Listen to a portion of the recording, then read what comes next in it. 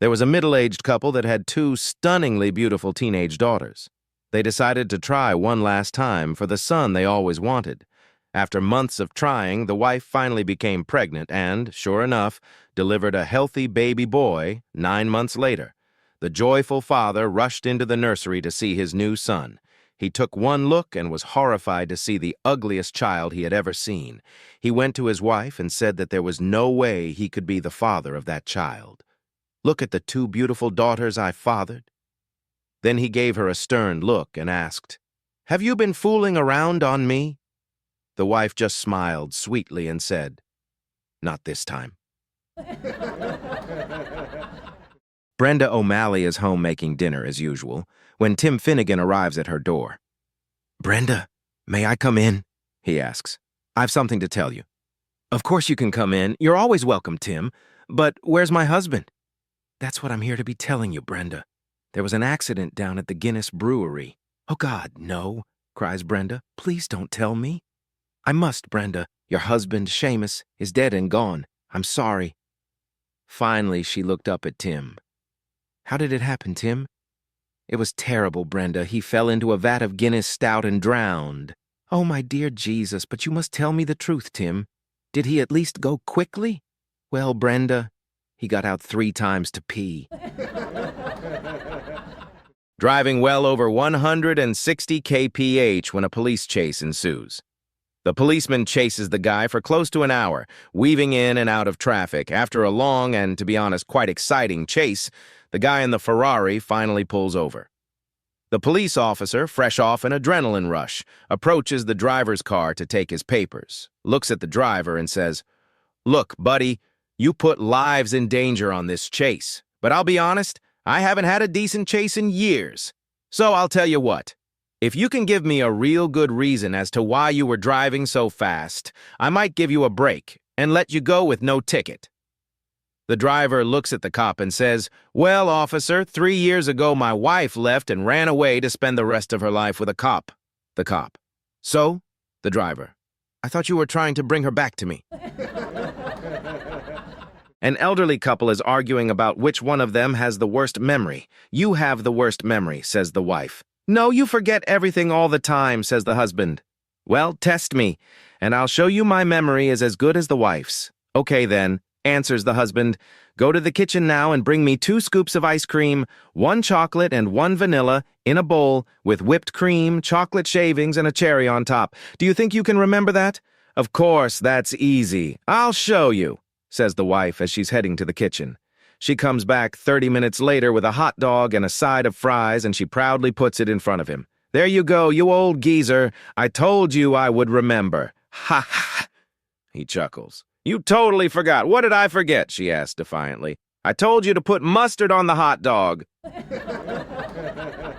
Toward the end of the golf course, Dave somehow managed to hit his ball into the woods, finding it in a patch of pretty yellow buttercups.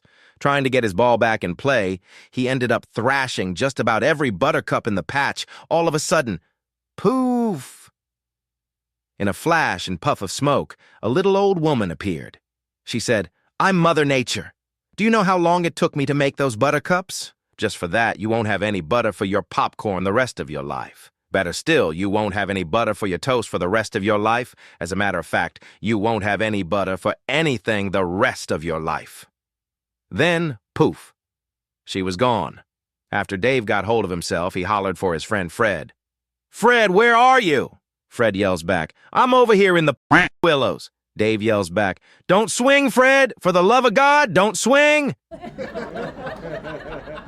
A 60-year-old husband and wife were walking along the beach when they stumbled upon a lamp in the sand.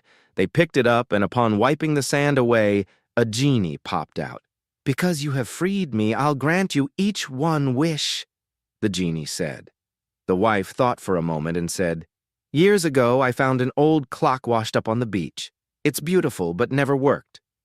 The genie waved his hand, and almost at once the tolling of the clock could be heard from their house over the hill. Delighted, the woman ran towards the house to see it. The man smiled at his wife and said, "I've had a long, wonderful marriage, but I've always wanted a wife 30 years younger than I."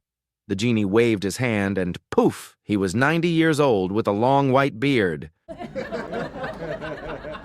As I am walking along, I hear this screaming behind me, like, "I am dying" type screaming. I look around and see that a woman in the local petrol station has an arm on fire. She is literally running around the station waving her arm in the air. The cops arrive and immediately jump into action and put the fire out, then arrest and handcuff her.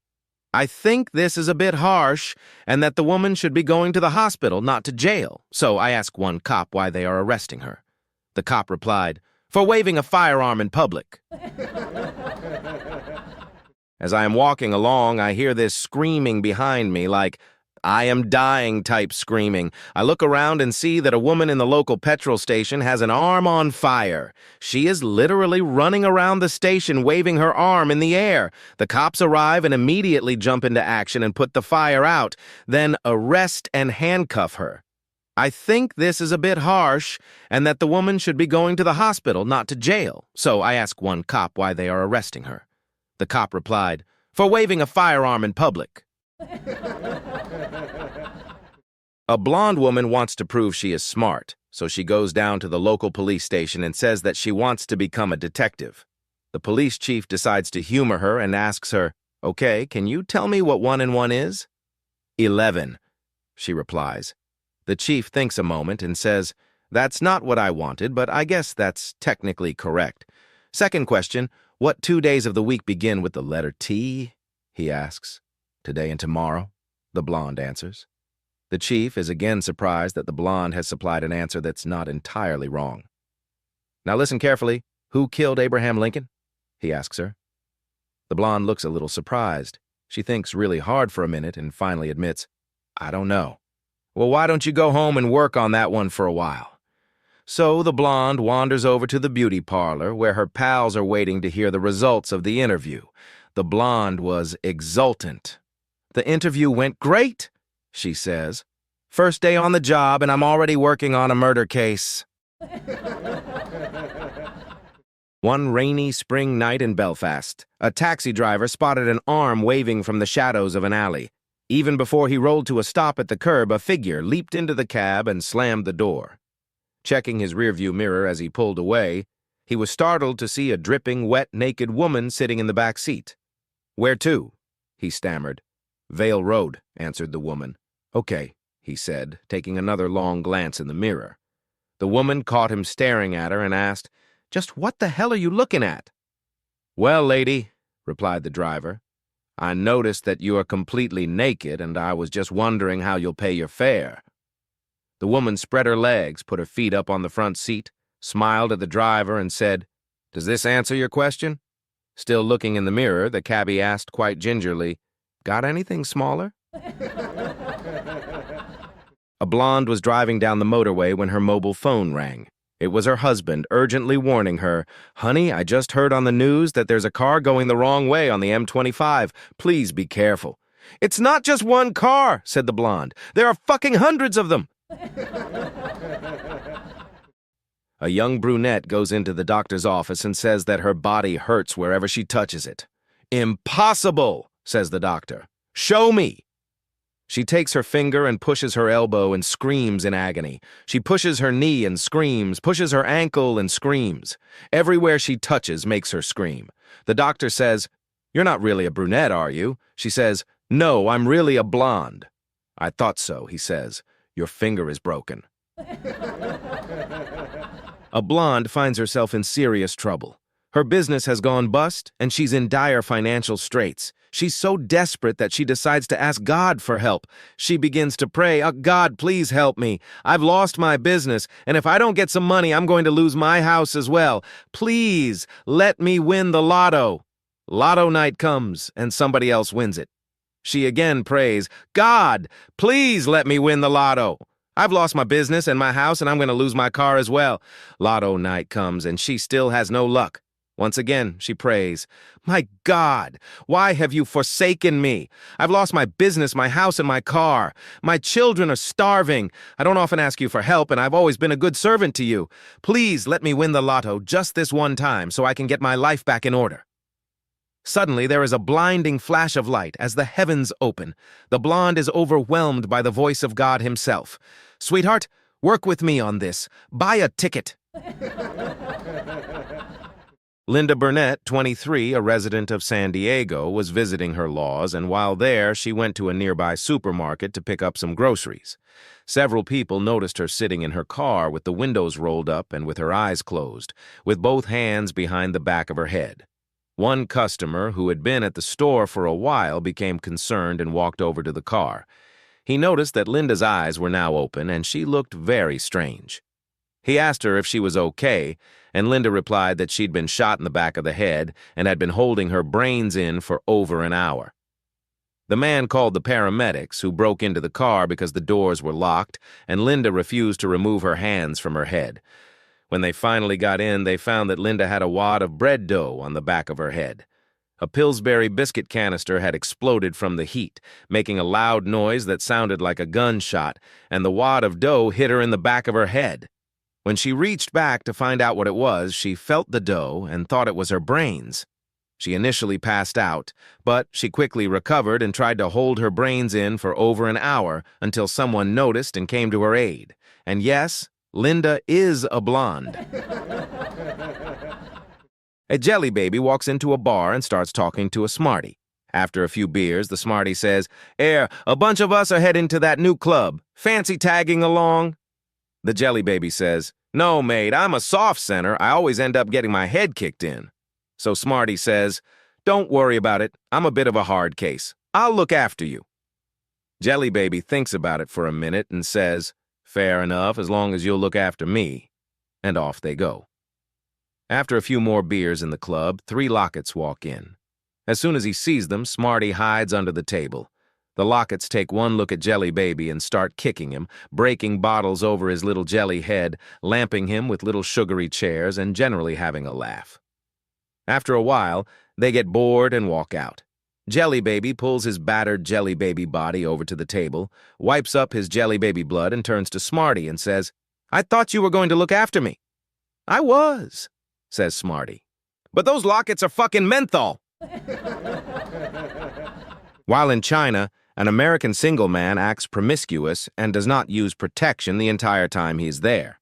A week after arriving back home in the States, he wakes one morning to find his swimsuit area covered with bright green and purple spots. Horrified, he immediately goes to see a doctor. The doctor, never having seen anything like this before, orders some tests and tells the man to return in 2 days for the results. After 2 days, the doctor tells him, "I've got bad news for you. You have contracted Mongolian VD. It's very rare and almost unheard of here in the U.S. We know very little about it." The perplexed man asks, "Well, can't you give me a shot or something to fix me up, Doc?"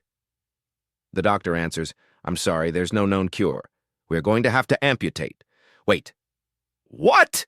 The man screams in horror. "Absolutely not. I want a second opinion." The doctor replies, "Well, it's your choice. Go ahead if you want, but surgery is your only option." The man shops around, going to many doctors and experts, but they all tell him the same thing. They must remove the organ. At some point, a friend tells him, "You contracted this in China, right? Then why not go to a Chinese doctor?" The man, having not thought of that, seeks out a Chinese doctor in the hopes he'll know more about the disease. The Chinese doctor examines the problematic area and proclaims, "Yes, Mongolian VD, very rare disease." The guy says to the doctor, Yeah, I already know that, but what can we do?" "My American doctor wants to cut off my organ." The Chinese doctor shakes his head and laughs. "Stupid American doctors always want to operate, make more money that way. No need to amputate." "Oh, thank God," the man exclaims. Yes, says the Chinese doctor. "Wait 2 weeks. Fall off by itself." This is a story about a newlywed couple who had only been married for 2 weeks. The husband, although very much in love, couldn't wait to go out on the town and party with his old buddies. So he said to his new wife, "Honey, I'll be right back." "Where are you going, Coochie-Coo?" asked the wife. "I'm going to the bar, pretty face. I'm going to have a beer." The wife said, "You want a beer, my love?" She opened the door to the refrigerator and showed him 25 different kinds of beer brands from 12 different countries. Germany, Holland, Japan, India. They had it all. The husband didn't know what to do, and the only thing that he could think of saying was, "Yes, lollipop, but at the bar. You know, they have frozen glasses." He didn't get to finish the sentence, because the wife interrupted him by saying, "You want a frozen glass puppy face?" She took a huge beer mug out of the freezer, so frozen that she was getting chills just holding it. The husband, looking a bit pale, said, "Yes, Tootsie Roll. But at the bar, they have those hors d'oeuvres that are really delicious. I won't be long, I promise." "Okay, you want hors d'oeuvres, Poochie Poo?" She opened the oven and took out 5 dishes of different hors d'oeuvres: chicken wings, pigs in blankets, mushroom caps, pork strips, etc. The husband tries once again. "But, my sweet honey, at the bar, you know, they're swearing dirty words and all that." "You want dirty words, sweetie pie?" smiled the wife. "Then drink your bloody beer in your darn frozen mug and eat your stupid snacks, because you are married now and you aren't going anywhere. Got it, moron?" A woman comes home and tells her husband, "Remember those headaches I've been having all these years? Well, they're gone. No more headaches." The husband asks, "What happened?" His wife replies, "Margie referred me to a hypnotist, and he told me to stand in front of a mirror, stare at myself, and repeat, 'I do not have a headache. I do not have a headache. I do not have a headache.' Well, it worked. The headaches are all gone." "That's wonderful," proclaims the husband. His wife then says, "You know, you haven't been exactly a ball of fire in the bedroom these last few years. Why don't you go see the hypnotist and see if he can do anything for that?" A little less enthused, the husband agrees to try it and goes a few days later. Following his appointment, the husband comes home, rips off his clothes, picks up his wife, and carries her into the bedroom. He puts her on the bed and says, "Don't move, I'll be right back." He goes into the bathroom and comes back a few minutes later and jumps into bed and makes passionate love to his wife like never before. His wife says, "Wow, that was wonderful." The husband says, "Don't move, I will be right back." He goes back into the bathroom, comes back, and round 2 was even better than the first time. The wife sits up and her head is spinning. "Oh my God, she proclaims. Her husband again says, "Don't move, I'll be right back." With that, he goes back into the bathroom. This time, his wife quietly follows him, and there, in the bathroom, she sees him standing at the mirror and saying, "She's not my wife. She's not my wife. She's not my wife. She's not my wife." His funeral service will be held on Saturday. A young man moved to the beach area and is trying to meet women, but isn't having much luck. One day, the young guy is walking down the beach, and he passes an old guy who is completely surrounded by young, beautiful women in bikinis vying for his attention. The young guy scratches his head and keeps walking, but can't understand how that old guy is meeting so many women. The next day, he takes a stroll on the beach again and passes the same guy, who once again has many attractive young women with him. The next time he walks down the beach, he sees the old guy again, and he still has hot young women all around him. Finally, he decides that he has to know the old guy's secret, so he pulls the guy aside and asks, "How do you do it? How do you always attract so many hot young women?" The old guy responds, "Tomorrow, when you head out to the beach, slip a potato inside your bathing suit." So the next day, the young guy slides a potato into his bathing suit and heads out for his daily beach walk. But today, all the women are actually moving farther and farther away from him. He finds the old guy again and says, "Hey, what's going on? I followed your advice. I put a potato in my bathing suit and the women are practically running away from me." The old guy sighs and says, "Try again tomorrow, but this time put the potato in the front." This young cowboy in the Old West wanted to be the best gunfighter alive. One night, as he was sitting in a saloon, he spotted an old man who had the reputation of being the greatest gunfighter in his day. The young cowboy walked up to the old man and told him his dream. The old man looked him up and down and said, "I have a suggestion that is sure to help." Tell me," said the young cowboy. "Tie the bottom of your holster lower onto your leg. Will that make me a better gunfighter?" "Definitely," said the old man. The young cowboy did what he was told and drew his gun and shot the bow tie off the piano player. Wow, that really helped. Do you have any more suggestions? Yeah, if you cut a notch in the top of your holster where the hammer hits, the gun will come out smoother. Will that make me a better gunfighter? It sure will, said the old man. The young cowboy did what he was told and drew his gun and shot a cufflink off the piano player. This is really helping me. Is there anything else you can share with me? One more thing, said the old man.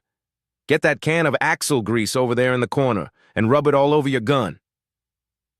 The young cowboy didn't hesitate, but started putting the grease on the barrel of his gun. No, the whole gun handle and everything, said the old man. Will that make me a better gunfighter? No, said the old man. But when Wyatt Earp gets done playing that piano, he's going to shove that gun up your butt so it won't hurt as much. A mother-in-law was staring at her newborn grandson with a puzzled expression. Unable to hold back her thoughts, she finally said, "Why doesn't my grandson look anything like my son, John?" The daughter-in-law, clearly fed up, stood up, lifted her skirt slightly, and pointed at herself. With a sarcastic tone, she replied, "This isn't a photocopy machine." An old hillbilly farmer had a wife who nagged him unmercifully. From morning till night, she was always complaining about something. The only time he got any relief was when he was out plowing with his old mule. He tried to plow a lot. One day, when he was out plowing, his wife brought him lunch in the field. He drove the old mule into the shade, sat down on a stump, and began to eat his lunch. Immediately, his wife began nagging him again. Complain, nag, it just went on and on. All of a sudden, the old mule lashed out with both hind feet and caught her smack in the back of the head, killed her dead on the spot. At the funeral several days later, the minister noticed something rather odd. When a woman mourner when he approached the old farmer, he would listen for a minute, then nod his head in agreement. But when a male mourner approached him, he would listen for a minute, then shake his head in disagreement. This was so consistent, the minister decided to ask the old farmer about it. So after the funeral, the minister spoke to the old farmer and asked him why he nodded his head and agreed with the women, but always shook his head and disagreed with all the men. The old farmer said, "Well, the women would come up and say something about how nice my wife looked or how pretty her dress was, so I'd nod my head in agreement." "And what about the men?" the minister asked. They wanted to know if the mule was for sale. When I was 14, I hoped that one day I would have a girlfriend. When I was 16, I got a girlfriend, but there was no passion, so I decided I needed a passionate girl with a zest for life. In college, I dated a passionate girl, but she was too emotional. Everything was an emergency. She was a drama queen and cried all the time and threatened suicide. So I decided I needed a girl with stability. When I was 25, I found a very stable girl, but she was boring. She was totally predictable and never got excited about anything. Life became so dull that I decided that I needed a girl with some excitement. When I was 28, I found an exciting girl, but I couldn't keep up with her. She rushed from one thing to another, never settling on anything. She did mad, impetuous things and made me miserable as often as happy. She was great fun initially and very energetic, but directionless. So I decided to find a girl with some real ambition. When I turned 31, I found a smart, ambitious girl with her feet planted firmly on the ground and married her. She was so ambitious that she divorced me and took everything I owned. I am now older and wiser and am looking for a girl with big tits. I was happy. My girlfriend and I were dating for over a year, and so we decided to get married. My parents helped us in every way. My friends encouraged me, and my girlfriend? She was a dream. There was only one thing bothering me, quite much indeed, and that was my mother-in-law-to-be. She was a career woman, smart, but most of all beautiful and sexy, who sometimes flirted with me, which made me feel uncomfortable. One day she called me and asked me to come over to check the wedding invitations. So I went. She was alone, and when I arrived she whispered to me that soon I was to be married, and she had feelings and desires for me that she couldn't overcome. So before I got married and committed my life to her daughter, she wanted to make love to me just once. What could I say? I was in total shock and couldn't say a word. So she said, "I'll go to the bedroom, and if you are up for it, just come and get me." I stood there for a moment, and then turned around and went to the front door. I opened it and stepped out of the house. Her husband was standing outside, and with tears in his eyes, he hugged me and said, "We are very happy and pleased you have passed our little test. We couldn't have asked for a better man for our daughter. Welcome to the family. Moral of the story, always keep your condoms in your car." A man goes to the doctor's for his wife's test results. Mr. Smith: "I'm here for Mrs. Smith's test results." Receptionist: "Oh, I'm sorry, Mr. Smith, there's been a problem.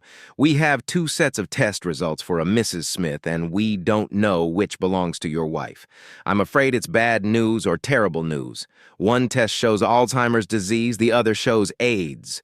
Mr. Smith: "That's awful. What should I do?" Receptionist: "The doctor suggests you drop her off in the middle of town. If she finds her way home, don't shag her." A young English chap comes to North Queensland to be a ringer on a cattle station. The station manager tells him to wait at the pub in Mount Garnet, and he will drive in and pick him up. While waiting and having a beer, the barman asks him where he is going. He replies in his best Pommy accent, "I'm going to Minamooka cattle station, and I'm going to be a ringer," he says. With this, the barman and all the patrons start to laugh, and the barman exclaims, "The boss out there is a ravenous poof. You'd be the 3rd Pom he's brought out here and had his way with. If I were you, young fella, I'd piss off back to where you came from." "I'll watch out for him," says the young Pommy. The boss picks him up, and back they go to the station. The next day they go out mustering. As they ride along, a murder of crows flies over, crowing, "Fark, fark, fark." "Jez, what was that?" says the Pommy to the boss. "Those are crows," he says. "You gotta watch 'em. They'll fly down and peck your bloody eyes out, they will," says the boss. "I will keep my eyes out for them," says the young fellow. They keep riding, and along comes some more crows. "Fark, fark, fark." "Quick," says the boss. "Run till you find a hollow log, stick your head up it, and pull your pants down." With no time to think or lose, the young fellow runs to a hollow log, sticks his head in it, and pulls down his trousers. The old poof boss takes the poor young fellow from behind as he is heard to say from inside the hollow log, "Keep on pecking, crow, it's a long way to my eyes." An Irishman goes to the doctor with body problems. "Doctor, it's me, arse. I'd like you to take a look, if you would." So the doctor gets him to drop his pants and takes a look. "Incredible," he says. "There is a 20 pounds note lodged up here." Tentatively, he eases the 20 out of the man's bottom, and then a 10 pound note appears. "This is," exclaims the doctor. "What do you want me to do?" "Ah, for goodness sake, take it out, man," shrieks the patient. The doctor pulls out the tenner, and another 20 appears, and another, and another, and another, etc. Finally, the last note comes out, and no more appear. "Ah, doctor, thank you kindly, that's much better. Just out of interest, how much was in there then?" The doctor counts the pile of cash. 1,990 pounds exactly. "Ah, that'd be right," says the Irishman. "I knew I wasn't feeling too grand." 2 men are in custody in County Cork after police seized what's believed to be the biggest single drug haul in Ireland's history. They say up to a ton of cocaine and 40 sealed packages has been recovered from the sea off the coast of Misenhead, Ireland's most southerly point. The consignment, estimated to be worth more than $100 million, was on board a dinghy that capsized in rough seas with 2 men on board. One man managed to swim ashore and raise the alarm before the second man was rescued. The drugs are wrapped in 1-meter-long white waterproof bales. Locals reported seeing dozens of them bobbing in the sea off Dunloch Bay, about a mile offshore, before police scooped them up. Source SMH. God bless the Irish, eh? I thought pirates couldn't swim. An elderly, white-haired man walked into a jewelry store one Friday evening with a beautiful young girl at his side. He told the jeweler he was looking for a special ring for his girlfriend.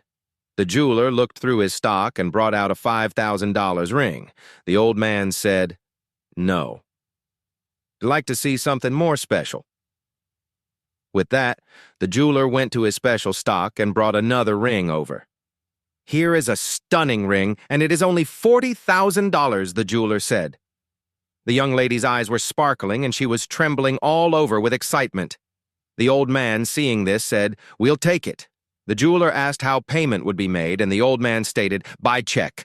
I know you need to make sure my check is good, so I'll write it now, and you can call the bank on Monday to verify that the funds are there. I'll pick the ring up on Monday afternoon. Monday morning, the jeweler phoned the old man. There's no money in that account. I know, said the old man. But let me tell you about my weekend.